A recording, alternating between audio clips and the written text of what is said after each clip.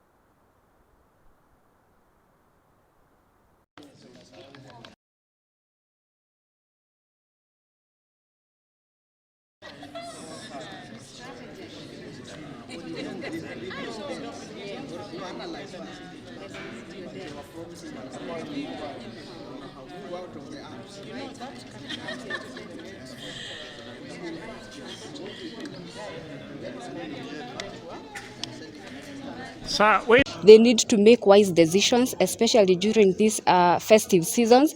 They need to remember that there is much more that need to be done in January. So even as they spend, they need to spend wisely. We see that many families are breaking down because of bad financial decisions. I encourage women to be conscious of their decisions in as much as matters of finance are concerned. I encourage women also to be people of strong personalities, that they will not be swayed away when they are making financial decisions. What I would want to advise the journalist is that there is still hope. We need not to lose hope, but then again, we also need to be very conscious when we are managing our finances rather. I would want to encourage us to cultivate a culture of saving. It is very important to save up. Don't spend everything when you receive your income. Disinformation is injuring communities. From the COVID period up to now, you find that many community members have been misled. Some cannot go for vaccination because of the kind of disinformation that has happened. Some of the voters could not make decisions about elections because of the kind of misinformation or disinformation that they got about the candidates or opposing candidates. So you find that there's a lot of disinformation, and the disinformation is not just political. We have disinformation targeting agriculture. We have disinformation targeting fishing industry. We have disinformation creating conflicts within community members. But even as the downsizing takes place, we would like a long-term arrangement where people are prepared for the downsizing, so that the sacking is not brutal. The sacking does not cause harm, because the sacking is creating a lot of psychological torture to journalists who have families. Some of them are being sacked through SMS. Some of them, a letter is written at a meme and you simply find yourself out. The media houses, many of them have had insurance.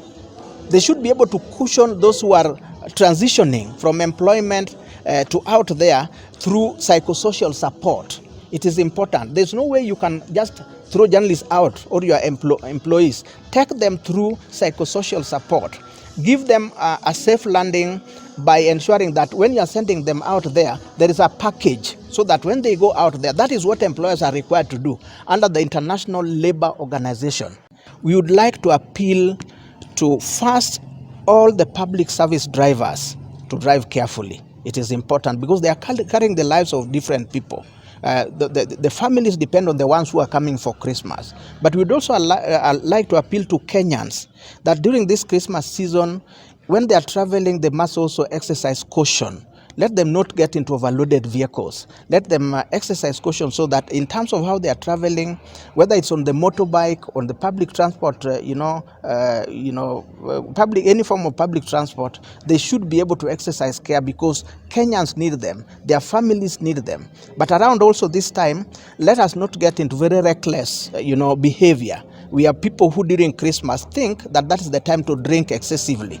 That again would not be useful. We would like Kenyans to know that we still need them in the new year. If we are a nation of reckless drinkers, we are a nation of people who, even in terms of our transport arrangements, we are careless about how we use our roads, then that is not something that can. We need a lot of discipline, because in other countries across the world, there's a lot more discipline than what we have here in Kenya. So it's an all-out campaign to ensure that it is not just the journalists dealing with it, but also the community members. And ethical principles mean that we cannot participate in disseminating propaganda, because disinformation is actually propaganda. So we'd like to appeal to all the journalists who are working in different media stations.